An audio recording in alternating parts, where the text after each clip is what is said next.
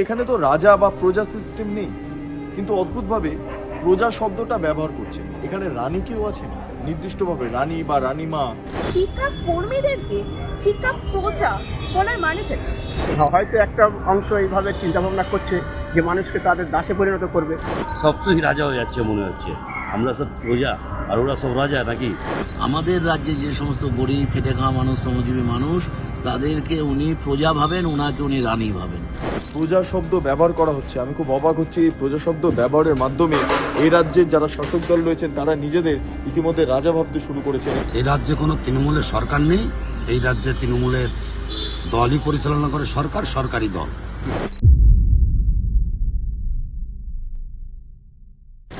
নমস্কার, আপনারা দেখছেন বেঙ্গল লিবার্টি। আমি বিট্টু রায়চৌধুরী। এই মুহূর্তে রাত্রি প্রায় 2:45 বাজে। 2:45-তে দাঁড়িয়ে কলকাতার উত্তরের অংশ অর্থাৎ উত্তর কলকাতার বিভিন্ন জায়গাতে একটা এইভাবে ব্যানার লাগানো হয়েছে। এটা কার্যত বলা যেতে পারে সরকারি বিজ্ঞাপন, এবং সেই বিজ্ঞাপনে মমতা বন্দ্যোপাধ্যায়ের মুখ রয়েছে। আমরা এতদিন ধরে জানতাম যে আমরা নাগরিক অর্থাৎ আমরা রাজ্যে ভোট দিই, আমরা দেশের জন্য ভোট দিই, আমরা নাগরিক।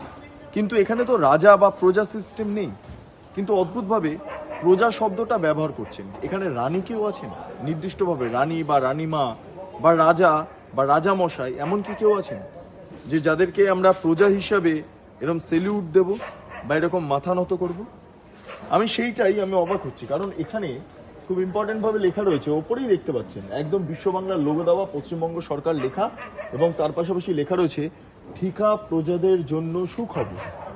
ঠিকা প্রজা মানে কি? প্রজা মানেটা কি? আমি এটাই জানতে চাইছি, প্রজা মানেটা কি?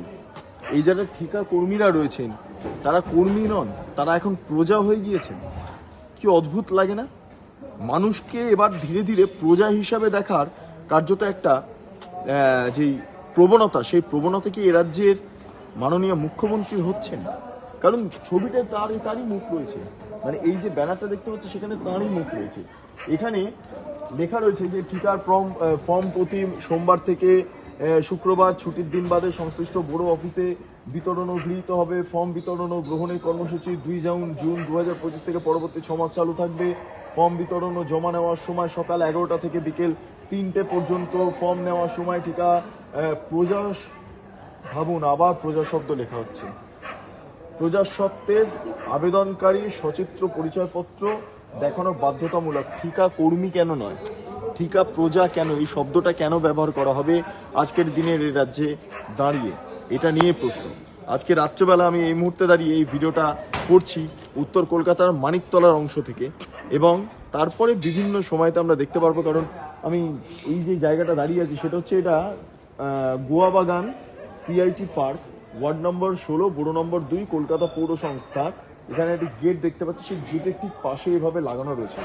আমি অদ্ভুত লাগছে আমার। এবং এখানে আমি আরও কিছু পোস্টার দেখতে পাচ্ছি যেখানে মাননীয় মুখ্যমন্ত্রী মমতা বন্দ্যোপাধ্যায় অনুপ্রেরণায়, স্বাভাবিকভাবে সবই তো অনুপ্রেরণায় হয়, অনুপ্রেরণায় মাননীয় সাংসদ সুদীপ বন্দ্যোপাধ্যায় মহাশয় সংসদ তহবিলের অর্থানুকূল্যে এবং 16 নম্বর ওয়ার্ডের পৌর প্রতিনিধি শ্রী স্বপন দাস, যার ডাকনাম খোকন, উদ্যোগে ও তত্ত্বাবধানে 16 নম্বর ওয়ার্ডের অফিসে প্রথম তলে শিশুদের জন্য অডিটোরিয়াম, এই সমস্ত কমিউনিটি হল তৈরি করা হয়েছে। সেই সংক্রান্ত সমস্ত ডিটেলস এখানে উল্লেখ করা রয়েছে। এই জায়গাতে নীল সাদা রঙে ভর্তি, সেখানে যে ব্যানার দেখলাম প্রজা শব্দ ব্যবহার করা হচ্ছে। আমি খুব অবাক হচ্ছি এই প্রজা শব্দ ব্যবহারের মাধ্যমে এই রাজ্যের যারা শাসক দল রয়েছেন তারা নিজেদের ইতিমধ্যে রাজা ভাবতে শুরু করেছেন। এবং এই কলকাতা এমন একটা রাজ্য যেখানে এই মুহূর্তে রাজা প্রজা সিস্টেম জারি রয়েছে। নাহলে এই ধরনের ঔদ্ধত্যমূলক ঠিকা প্রজা বলা হচ্ছে ঠিকা কর্মীদের, এটা অত্যন্ত ঘৃণ্য চিন্তাভাবনা বলে মনে করছে সংশ্লিষ্ট মহল। হ্যাঁ, এই নিয়ে কি ভাবনা চিন্তা করছেন সাধারণ মানুষ, তাদের বক্তব্য অবশ্যই শুনে নেব। নমস্কার, আপনারা দেখছেন বেঙ্গল লিবার্টি, আপনাদের সঙ্গে রয়েছি আমি সর্বরী। আমরা সকলেই ভারতবর্ষের নাগরিক। এখানে আমরা সকলেই স্বাধীনভাবে থাকি, স্বাধীনভাবে নিজেদের পছন্দ মতো ভোট প্রদান করি, তাই না? ঠিক সেই রাজ্যে দাঁড়িয়ে আমার একটি বিজ্ঞাপন চোখে পড়ল, যেখানে কলকাতা পৌরসভার একটি সরকারি প্ল্যাকার্ডে এমন একটি বিজ্ঞাপন দিয়েছে, ঠিকা কর্মীদেরকে ঠিকা প্রজা বলা হয়েছে। আমরা তো প্রজাতান্ত্রিক রাষ্ট্রে বাস করছি, এখানে তো রাজতন্ত্রে আসার কোনো প্রয়োজনই নেই। তাহলে এই ঠিকা কর্মীদেরকে ঠিকা প্রজা বলার মানেটা কি?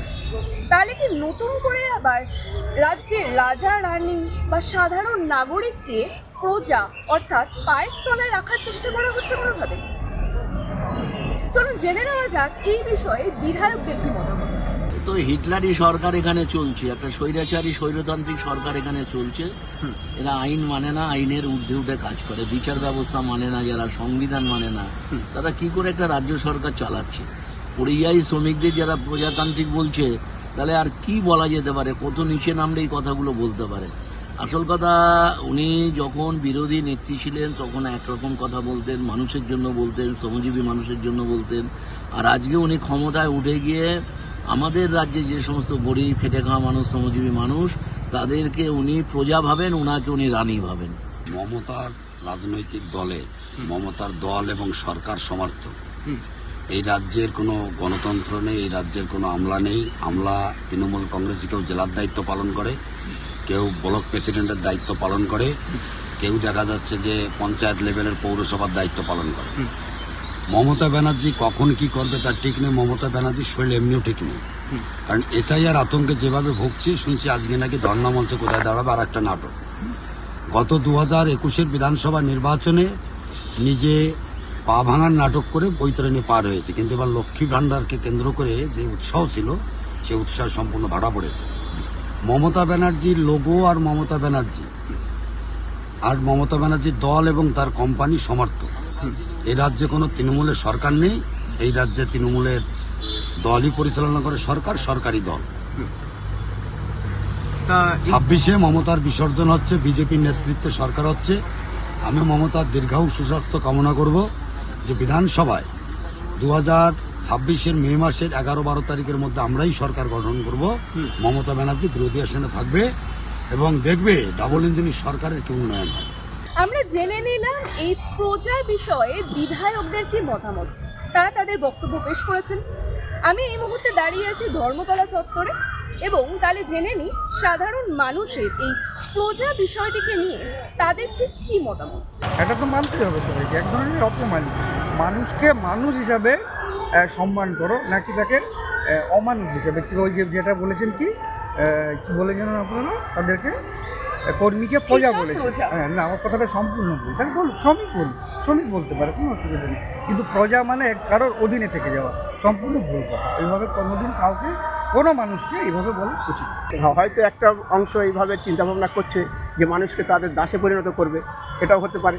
ঠিকই প্রজা বলছে যেহেতু, মানুষকে তাদের নিজের সার্বভৌমত্ব, নিজের ক্ষমতাটা ওদের হাতে তুলে দিতে হবে, এটাও হয়তো মনে মনে ভাবছে যে আমরা এইভাবে রাষ্ট্র পরিচালনা করব, যাতে মানুষ আমাদের মধ্যে দাসত্ব করে, যেমন ইংরেজরা করেছিল। হ্যাঁ, আমাদের দাসে পরিণত করি, হয়তো একটা শ্রেণী, একটা গোষ্ঠী যারা শাসন ক্ষমতা আছে তাদেরকে চাচ্ছে হয়তো, এই জন্য কিছু প্রজাটাই করছে। কিন্তু আমরা যদি এই কথাই যদি বলে থাকি, আমরা এর ঘোর বিরোধিতা করব, অবশ্যই আমরা ওটাকে মেনে নেব। ভোটের আগে আমাদেরকে যতটা নেতারা বলে সম্মান দেয় বা আমাদের কাছে আসে, ভোটে জিতে যাওয়ার পর ব্যাপারটা ঠিক ততটাই সেরকমই হয়। তখন কোনো একটা নিয়ম আইন কানুন প্রণয়নের ক্ষেত্রে আমাদের আর কোনো ওপিনিয়ন নেওয়া হয় না। তখন ওনারাই, মানে ওনাদের যেখানে একক সংখ্যাগরিষ্ঠতা আছে, সেখানে ওনারা যেটাই মনে করে সেটাই তো করছে। ব্যাপারটা এরকমই চলছে। প্রজা বলা উচিত না, যা বলা হয় মানুষকে কর্মী হিসাবে কাজ করে, সে নিজে কাজ করে যায়, তাকে প্রজা কেন বলবো? রাজা মহারাজাদের সময় বলা হতো রাজা আর প্রজা, এখন তো রাজা প্রজা নাই, সব তো রাজা হয়ে যাচ্ছে মনে হচ্ছে। আমরা সব প্রজা আর ওরা সব রাজা নাকি? এরকম বলা উচিত না। গণতান্ত্রিক রাষ্ট্রে সকলের অধিকার থাকে, অধিকারের এখন ভোটের সামনে এসে সব অধিকার হয় হচ্ছে তাদের নিজেদের মতো, তারা নিজেদের মতো করে যেরকমভাবে ভাবে সেরকমভাবে করছে। ভোট দখল, গদি দখল, এটাই হচ্ছে মূল লক্ষ্য। তাকে ভিত্তি করে এসআইআর হচ্ছে, ওকে পূজা বানিয়ে কী বলে দাস করে হচ্ছে, এই চলছে। আমরা শুনে নিলাম তাদের বক্তব্য, এবং শেষে একটাই কথা, রাজা প্রজা শব্দ আমরা আগে শুনেছিলাম। পশ্চিমবঙ্গ থেকে রাজা প্রজা চলে গিয়েছেন, এখন রাজনৈতিক দল, কেউ সরকার চালাচ্ছেন, শাসক দল, এবং অন্যদিকে দাঁড়িয়ে আমরা যেটা দেখি বা জানতে পারি সেটা কি, সেটা হলো আমরা যারা নাগরিক, যারা ভোট দিই। কিন্তু অদ্ভুতভাবে এই রাজা প্রজার যে সিস্টেম, এটা নিয়ে বিভিন্ন মহলে বিভিন্ন সমালোচনা উঠে আসছে। যাই হোক, আপনারা এতক্ষণ ধরে দেখছিলেন বেঙ্গল লিবার্টি। চ্যানেলটি অবশ্যই ভালো লাগলে লাইক করুন, সাবস্ক্রাইব করুন, শেয়ার করুন, বেল আইকন ক্লিক করুন, www.bengalliberty.com, সেখানে ক্লিক করুন। সমস্ত খবর আপনাদের জন্য সাজানো রয়েছে। স্বাধীন, কাঁচিন এবং গেরিলা সাংবাদিকতার পাশে দাঁড়ান। অসংখ্য ধন্যবাদ।